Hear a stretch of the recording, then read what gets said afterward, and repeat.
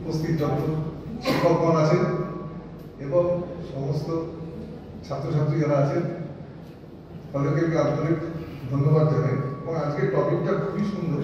আমি যখন দেখি যে how to plan for startup and legal and ethical steps, তাহলে মূল টপিকে যদি আমরা ঢুকতে চাই তাহলে দেখবো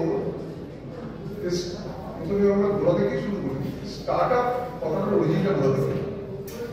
স্টার্টআপ একটি ইংরেজি ওয়ার্ড যেটা অরিজিন মূলত স্টার্ট থেকে, এবং স্টার্টের যদি আমরা বাংলা করি একদম গোড়া থেকে যদি বোঝার চেষ্টা করি, স্টার্টে যদি আমরা বাংলা করি হচ্ছে শুরু। এই শুরুয়াতি প্রজেক্ট নিয়ে অনেকেই ভালো চিন্তা করে।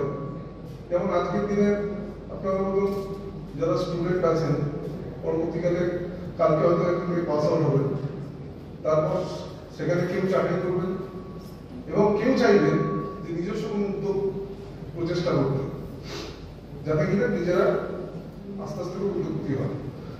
এবং সেই জন্য নতুন কোম্পানি করার চেষ্টা করবেন।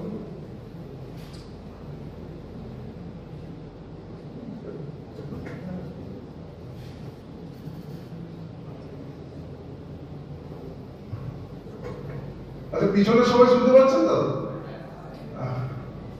আচ্ছা, এবার বলি এই স্টার্টআপ প্রোগ্রামে প্রথমে যে মানুষের প্রচন্ড উৎসাহ হয়। স্টার্ট মানে শুরু, এবং শুরু মানে there is an element called spark।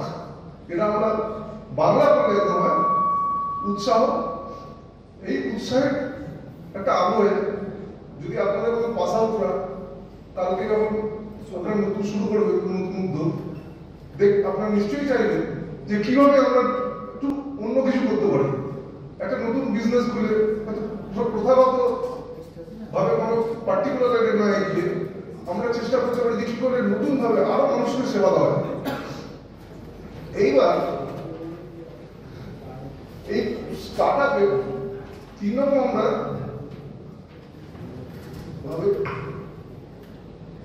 আচ্ছা, এই স্টার্টআপ প্রসিডিং into 3 procedures। একটা দিনে সেলিং প্রোডাক্টস, সেটা নর্মাল বিজনেস হয়, যে কোনো জিনিস বিক্রির জন্য আপনারা একটা শুরু করলেন একটা উদ্যোগ।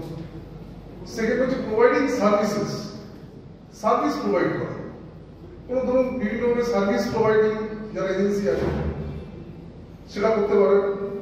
এবং এখন অফলেট যেটা কিনা কন্টেন্ট ক্রিয়েশন করছে, যে বিভিন্ন ওয়েবসাইটের মাধ্যমে কন্টেন্ট ক্রিয়েশন, এটা আমার চেয়ে আপনারা বেশি ভালো বলতে পারবেন বা বেশি ভালো জানেন জিনিসটা। যে কন্টেন্ট ক্রিয়েশন এখন ইয়াং, আপনারা 2 দিন পর পাস আউট হবেন এবং এটা নিয়ে আপনাদের প্রচুর ইন্টারেস্টও থাকবে। এবং যেহেতু এটা ইনভলভস ইনফরমেশন টেকনোলজি, যেমন ধরুন ওয়েবসাইট ডিজাইনিং বা এই ধরনের কাজ, যার ধরুন আপনারা বিভিন্ন মানুষের কাছে কম সময় পৌঁছাতে পারেন। এবং that is one sort of startup procedure. আচ্ছা, এইবার আমরা দেখব একটা কোম্পানি যদি আমরা খুলতে চাই কি কি প্রসিডিউর হয়। স্টার্টআপ তো একটা বিজনেস শুরু করতে গেলে কোম্পানি যখন স্টার্ট করবে, তো কোম্পানি ধরুন বিভিন্ন রকম কোম্পানি, একটা private limited company, public limited company, এবং এছাড়াও আজকের দিনে খুবই পপুলার সেটা হচ্ছে LLP, that is limited liability partnership. তার বিভিন্ন রকম দিক আছে। তো যাই হোক, এখন এক একটা জিনিসের এক এক রকম সিস্টেম। প্রাইভেটের এক রকম, পাবলিক লিমিটেড কোম্পানি হলে এক রকম, এলএলপি হলে আরেক রকম। এবার তার জন্য আমি ধরুন একটা অত কোম্পানি যদি আমি ভিতরে এখন বিভিন্ন টাইপের কোম্পানি, বিভিন্ন ক্লাসিফিকেশনে যদি আমি এখন ঢুকতে চাই, তাহলে সে আর এখন মানে 3.5 লাখটাও খুব কম হবে সময়। সেই জন্য আমি জাস্ট আপনাকে একটা ওভারভিউ দিতে চাই যে কি কিভাবে আমরা এগোতে পারি। যেই একটা কোম্পানি খুললেন, সেটাই হোক প্রাইভেট কোম্পানি যখন স্টার্ট করলেন প্রথমে, তখন কি কি দিক আপনাদের দেখতে হবে। প্রথম হচ্ছে গিয়ে যেটা, সেটা হচ্ছে যে মিনিস্ট্রি অফ কর্পোরেট অ্যাফেয়ার্সে আপনাদের রেজিস্ট্রেশন দরকার। কারণ কোম্পানি চালাতে গেলে নিয়মই হচ্ছে 2013 অ্যাক্ট, কোম্পানিজ অ্যাক্ট 2013 অনুযায়ী, যেটা কিনা আগেও ছিল 1956 অ্যাক্টে, 2013 অ্যাক্ট অ্যামেন্ডমেন্ট অ্যাক্ট যেটা এলো, তাতেও সেটা হচ্ছে registration with ministry of corporate affairs, এটা কি না আমরা সঠিক এনসিএ বলে থাকি।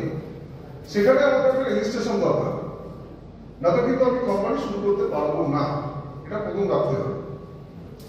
সেকেন্ড হচ্ছে সেটা হচ্ছে ধরুন শুরু করতে গেলেই দেখবেন বিভিন্ন রকম লাইসেন্সের দরকার। প্রথম যে লাইসেন্সটা আসবে সেটা হচ্ছে trade licence issued by concern municipality. ঠিক, তার মিউনিসিপ্যালিটিতে তো অ্যাপ্লিকেশন করতে হবে সেই অনুযায়ী যে আমি কি কাজ করতে চাই, কি ধরনের কাজ করতে চাই, for licence, for training licence, এই লাইসেন্স পাওয়ার জন্য। তো লাইসেন্স যখন পাওয়া গেল, তারপর দেখবেন এই লাইসেন্সের হচ্ছে কি একটা হচ্ছে মিউনিসিপ্যালিটি থেকে ইস্যু হবে। এবার আরেকটা হচ্ছে এখন তো বেরিয়েছে, আপনারা জানেন জিএসটি রেজিস্ট্রেশন। কারণ আপনি তো খালি ব্যবসা করলে নিজে আপনি প্রফিট করবো ঠিক আছে, কিন্তু সরকার তো আপনাকে ছেড়ে দেবে না, সরকার আপনাকে ট্যাক্স দেবেই। আমরা কোনো কিছু বাজারে কিনতে গেলে যেমন ট্যাক্স দিই, সেরকম ব্যবসা করতে গেলেও ট্যাক্স লাগে।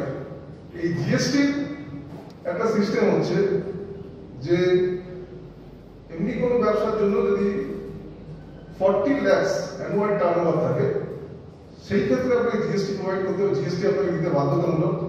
আর সার্ভিস ইন্ডাস্ট্রির ক্ষেত্রে যদি কোনো সার্ভিস ওরিয়েন্টেড কোনো ব্যবসা শুরু করতে চান, সেক্ষেত্রে 20 লাখ টাকার উপর আপনার অ্যানুয়াল টার্নওভার হতে হবে। এরপরে ধরুন বিশেষ কিছু ভাবের ক্ষেত্রে ছাড় আছে, যেমন ধরুন নর্থ ইস্টে যদি আপনি বিজনেস করেন তখন আপনার কিছু ছাড় পাওয়া যাবে, এইগুলো আছে।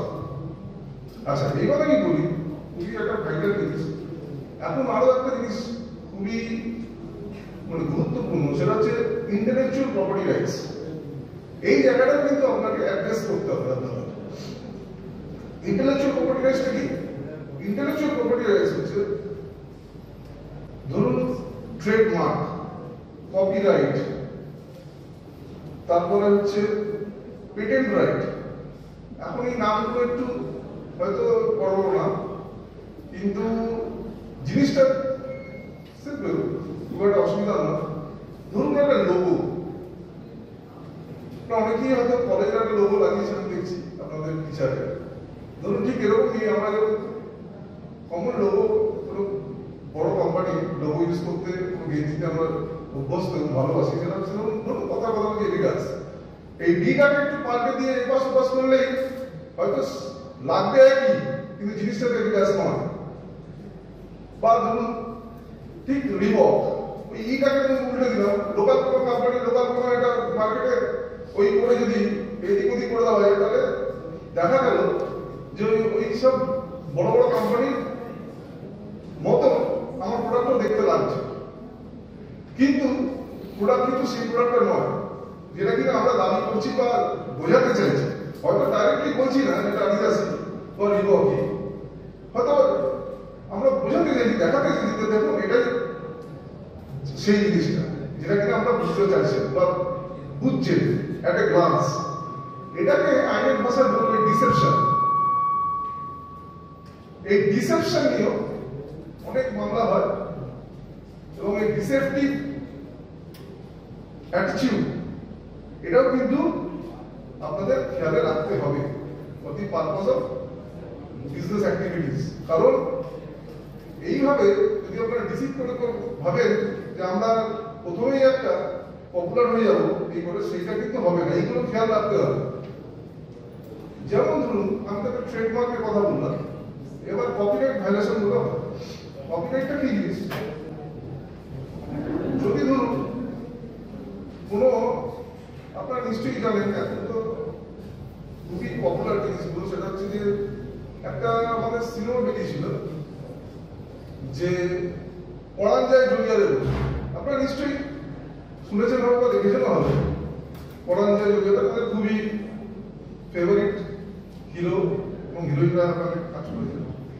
সেই পড়ান যায় জুনিয়রের গল্পটি মূলত নেওয়া হয় একটা হিন্দি ফিল্ম থেকে, একটা হিন্দি সিনেমা থেকে, যার নাম হচ্ছে নমস্তে লাড্ডু।